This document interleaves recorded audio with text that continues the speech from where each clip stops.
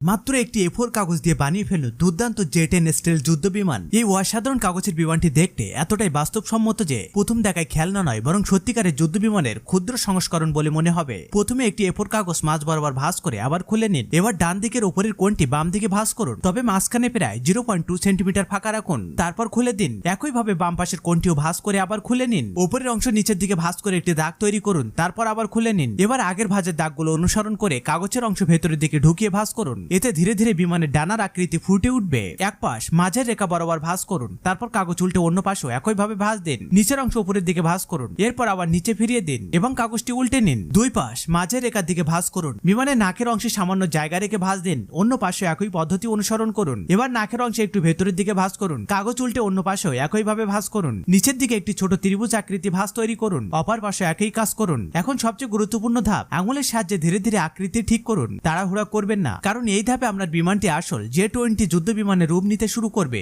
এরপর ডানাগুলো সুন্দরভাবে ভাঁজ করুন। কাগজ উল্টে অন্য পাশে একই ভাঁজ দিন। সবশেষে পুরো বিমানটি গুছিয়ে নিন। ডানার কোণগুলো ঠিক করুন এবং আকৃতি সুন্দরভাবে সাজিয়ে নিন। ব্যাস তৈরি হয়ে গেল আপনার নিজের হাতে বানানো সুপার কুল জে20 স্টেলথ ফাইটার জেট।